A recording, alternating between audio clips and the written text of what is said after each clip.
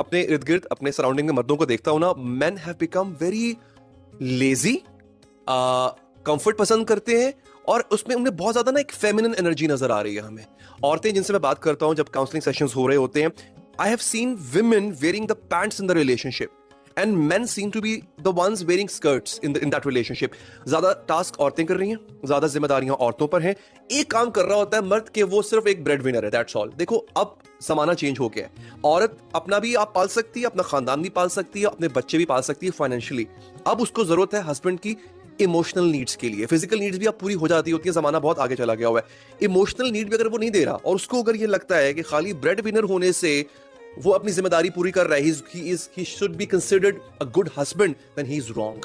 अब प्रॉब्लम ये आ रहा है कि औरत को जब इतनी चीजें टेकअप करना पड़ रही हैं खुद, तो उसमें ना कहीं आपको एक रिफ्लेक्शन नजर आती है मैस्कुलिन एनर्जी की.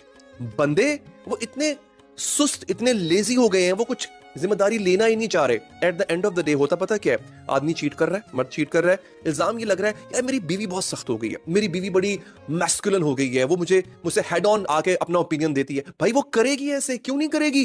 तुमने वो मैदान छोड़ दिया जहां पे तुम्हें लीड करना था, तुम जंग से भाग गए, उसको तुमने दुश्मन के आसरे पे छोड़ दिया. अच्छा जी, ये एक पॉडकास्ट का क्लिप है और ये इन्होंने जो बात बताई है बिल्कुल 100% राइट है. और दुनिया में आजकल इस पे डिबेट हो रही है कि क्या वजह है कि जो आदमी हैं वो ज़्यादा फेमिनिन होते जा रहे हैं, यानी कि वो जनाना बन रहे हैं, और जो औरतें हैं वो जो है वो ज़्यादा आपको मैस्कुलिन नज़र आ रही हैं. और अगर हम अपने देसी कल्चर में भी देखते हैं तो आप देखते हो कि आजकल के जो लड़के हैं खास तौर पे, वो ये वाली चीज़ हमेशा औरत से एक्सपेक्ट ज़्यादा करना शुरू हो गए हैं कि औरत जो है वो, जिससे उनकी शादी हो, वो काम करती हो और वो कमाने वाली हो.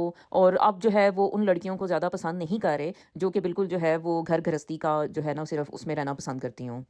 अच्छा, कुछ जो ज़ाहिर है कि जो गोरा कल्चर है उसमें ये भी कहा जाता है कि आजकल जो है शायद हमारा जो पानी है शायद उसमें कोई ऐसे ईस्ट्रोजन्स आ रहे हैं, यानी कि फीमेल हार्मोन्स जो है या हमारे फूड में इतने ज़्यादा शामिल हैं कि जिसकी वजह से जो है वो मर्द जो हैं उनमें जो है वो ज़्यादा जो है वो जनानापन नज़र आना शुरू हो गया है. बात ये है कि अगर ऐसा ये एक ट्रेंड जो है या ऐसा एक बिहेवियर अगर एक बढ़ता चला जा रहा है दुनिया के सारे मर्दों में, तो ऐसे में जो लड़कियां हैं उनको चाहिए कि वो अपना फ्यूचर या अपना मुस्तकबिल पहले से ही सोच के रखें कि उन्हें जो है अपनी शादी में किन चैलेंजेस का सामना करना पड़ेगा.